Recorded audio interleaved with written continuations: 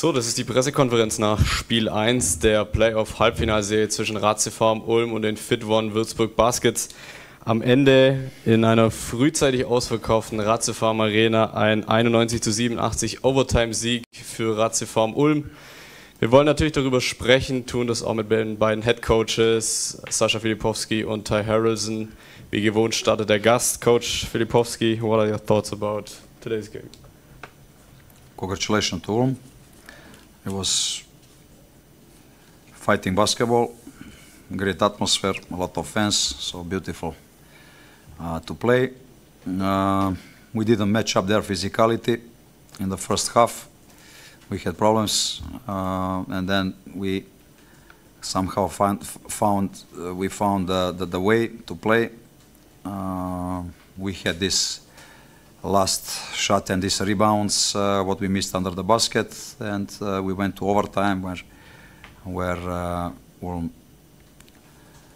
dominated. So they won. They scored, and so it's 1-0. Congratulations to Ulm, and our job is now to recover and to play at our home court better. Thank you, Coach. Ty, was a tough game at the end. After crunch time, we had overtime.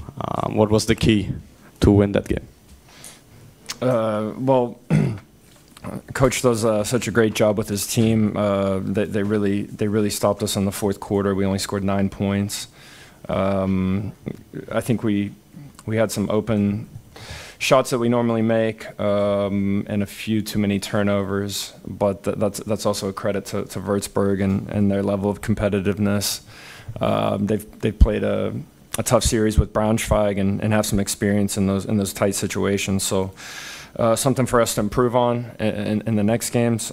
Yeah, in overtime, I guess in the fourth quarter in overtime, we had about 7 assists. I thought we shared the basketball, found the open guy. Noah and Ben both made big threes, like timely threes.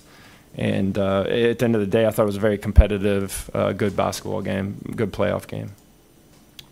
Thank you, Ty. Dann die Möglichkeit für Fragen. Tobias Fenster startet bitte. Coach Filipovski, you only played 72 hours ago, a really tough overtime game. Now you came back and held Ulm to nine points in the last quarter, showed amazing energy. How do you make that happen with your team? I guess it's a physical struggle, but how do you make that happen in a fourth quarter like this? Well, everything little. So first, we are prepared because we played 2 games per week all the season, with also tough travelings. Second, players, they have character, so they don't want to give up. And then when you don't have energy, it decides character. So I think that's the point. And of course, praise to my physiotherapists. So they are doing a great job to recover. And also players are smart, that after game they immediately focus on recovery. So we have good professionals who are taking care about their bodies. Sexelius went down in the last quarter, wasn't called for a foul, but he seemed almost dazed. I think he got hit in the head or the neck again. Do you know what happened to him? It was called a flop, and he couldn't play. So that's what I can say. Coach Harrelson, you mentioned that the open shots didn't fall tonight. I think it was the worst 3-point percentage your team had after regulation ever in a home game this year.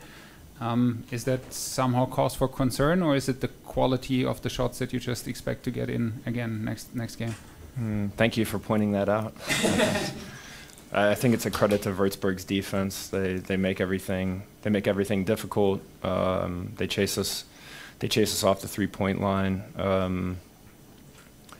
A little bit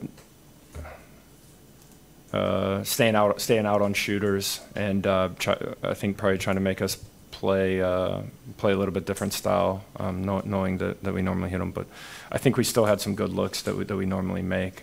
It's the weather's different at the moment. It's hot. It's really warm in the gym. I'm not making excuses, but yeah, it's just one of those days. Playoffs. We didn't have a rhythm. we're not in a rhythm because we didn't play for 8 days. I think it's the second longest break we had the entire season, so that's not normal. But yeah, I don't know. We had a similar situation in Würzburg when we played there. We didn't shoot the ball well, so I got to give credit to them. On the other side of the floor, I think Lewis, Mintz, and Jackson combined for 52 points, which of course is impressive. Still, I think your team did a pretty good job in containing their guards. How happy are you with that side of the ball? I mean, at the end of 4 quarters, we held them to 73 points, and I think that's really good effort defensively. So I'm happy with it.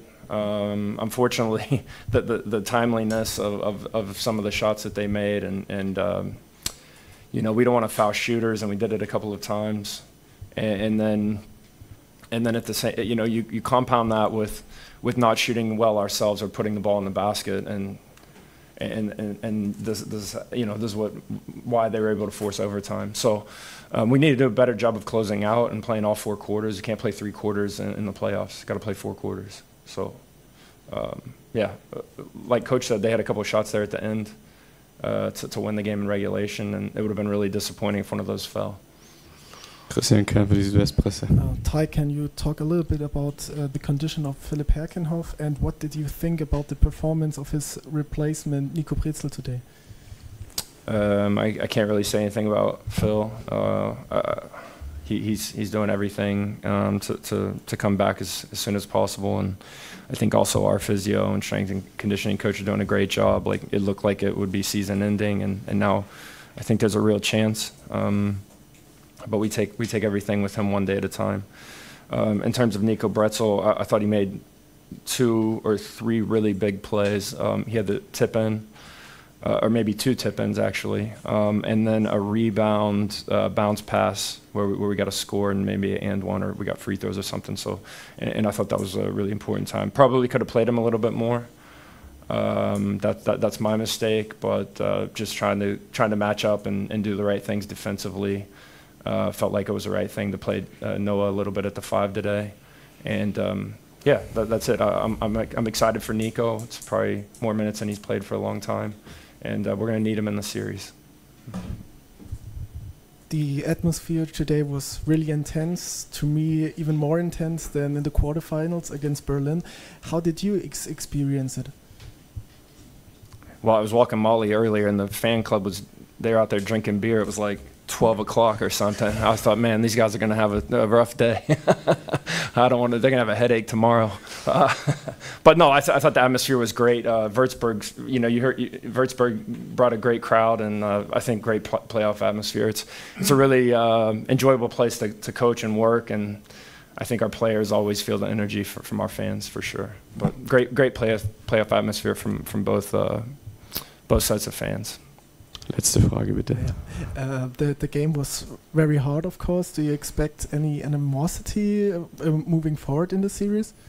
No, I don't think so. I mean, I think it's physical, but I think both teams play clean basketball, and you know, we played in the preseason, and now you know, two regular season games, and now we have a playoff series. The guys know each other. No. I think playoff basketball is just physical, and to me, there's no intentions in it. I don't know how everybody feels about that, but I think both teams just play really hard. That's it. So, dann geht es am Mittwoch weiter mit dem Spiel in Würzburg. Es wird ein Public Viewing bei uns am Orange Campus geben. Hierfür gibt es Tickets unter ratiopharm.com/Tickets. Und dann sehen wir uns am kommenden Samstag in der Ratiopharm Arena zu Spiel 3. Auch hier gibt es noch letzte Tickets im Fanblog. Wir freuen uns, euch dann hier bei uns begrüßen zu dürfen. Dankeschön.